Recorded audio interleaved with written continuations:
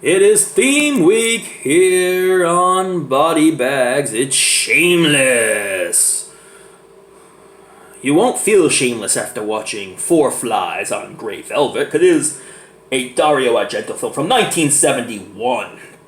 It is an Italian giallo, and one that never gets the respect in the Dario Argento canon. Well, this movie's a lot of fun, highly entertaining, and I'll tell you something, Shameless Week is very important because you get these yellow cases. Yes. As only Shameless can give you, these beautiful yellow cases. Shameless devotes itself to Italian films mostly. And they did a really good job preserving this film. I watched the extended version of this, and I gotta say, I was pretty impressed. The extra scenes were kind of dusty, but, you know, they explained that they did the best they could with what they had, so, yeah.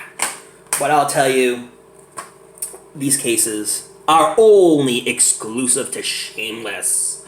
And Shameless has they give you a lot of really good extras as well. The likes of which you have not seen on any other edition of Four Flies on Grey Velvet, yeah. Most of you who have seen every Dario Argento film have probably watched this one before. This is a good giallo. It's a good, solid film. I had a blast watching it. It has a good cast, too. Like I say, John Pierre Mariel, Mimsy Farmer, Michael Brandon, Bud Spencer, who's awesome. He was in a lot of like spaghetti westerns. Callisto Callisti. So a lot of people that you've seen in other Italian films, horror films, and basically spaghetti westerns. But yeah, Four Flies on Grey Velvet. So I'm gonna give you a little synopsis. But before I do, welcome to BodyBags. I'm your Thursday reviewer, Chris from Chris B Movies.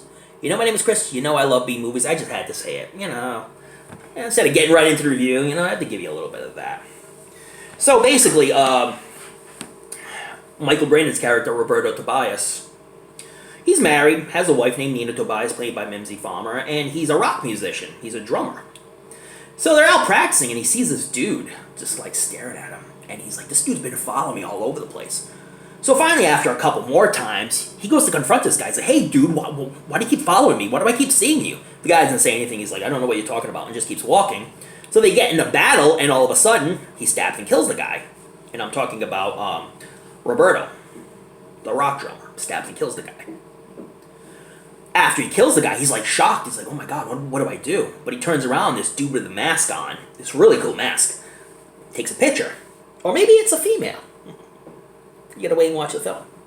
Takes a picture of him and just keeps snapping pictures, and then takes off, and so he goes home, and he's like, he doesn't know if he should tell anybody.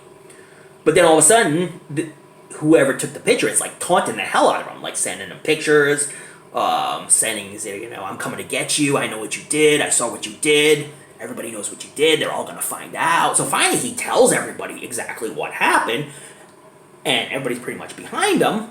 But then, people around him start getting killed.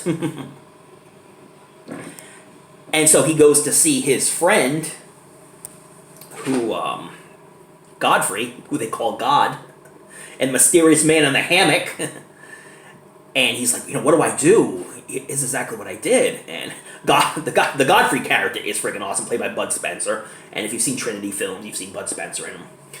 He kind of looks like Brutus from Popeye a little bit. He basically says, all right, see the guy in the hammock? He's going to watch over your house.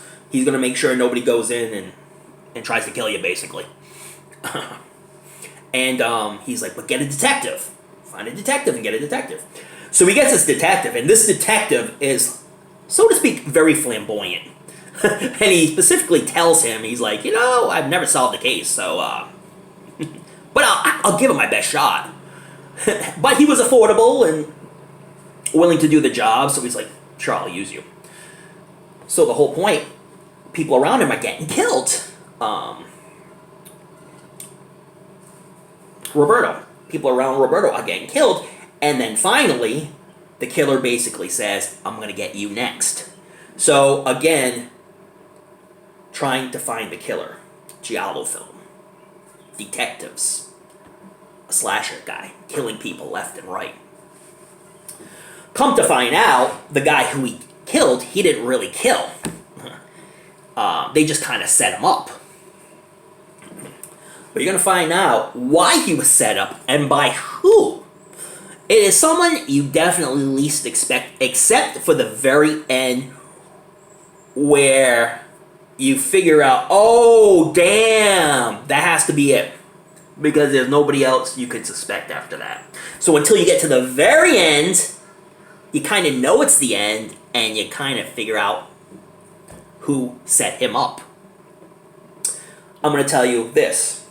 The guy that he supposedly killed, but really didn't kill, eventually got killed by the real stalker, the one who's really stalking him and really trying to kill him.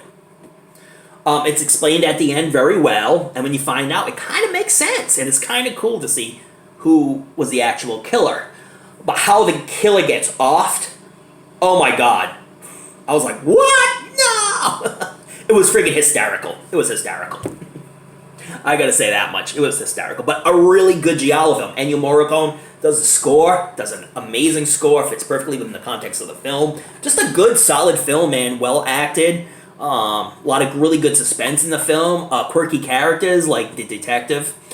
So quirky and so flamboyant. I've never seen a detective quite like that one. But yeah, Four Flies of Grey Velvet. You've probably seen this one. You probably enjoy this film. Definitely doesn't get the respect of other Dario Argento films. You know, you like your Deep Red, your Suspiria, your Phenomena. But I'll tell you something, you know, it holds up pretty well with the best of them. And it's a film that seemed to be out of publication for a while.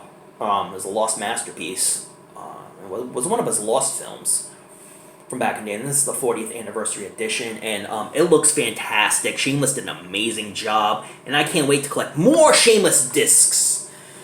Yes, baby. Yeah, Four Flies of Grey Velvet, awesome. I give it an 8.5 out of 10. Solid film. And can't wait to see what the rest of the week brings with all the other reviewers reviewing all these great masterpiece films that Shameless puts out. Took me a while to say that. Like stuttering words over here, guys. Sorry about that. But anyways, thank you so much for watching. And check out Four Flies of Grey Velvet. It is friggin' awesome and it's fun. Except the ending was hysterical, I gotta say. And there's one scene where he finds his dead cat, and I don't like cruelty animals. I don't like to find that, but I laughed out loud. It was the fakest looking cat I've ever seen. Or dead cat. It was so fake looking. Oh my god. Had me rolling. And this is a film Dario Argento said that should be watched in the dark. So I actually watched this one in the dark, and I gotta say, man, it really added to the effects of the film. So if you ever buy this film or have never watched it in the dark, watch it in the dark. It's true. Anyways, thank you so much for watching. Check out all the other reviewers. They all got some Shameless stuff going on this week, guys. Alright. You already seen some awesome reviews. And like if you like, subscribe to BodyBags and Crispy Movies, please. And check me out next week, because I'm going to bring something fun to the table, as always. Don't forget to check out those late night horror movies. Watch them in the dark. Read up on your latest Fright Mags. You can't do that in the dark. But don't forget to tune in to another episode of the show we call BodyBags, or I'm going to leave you in the dark.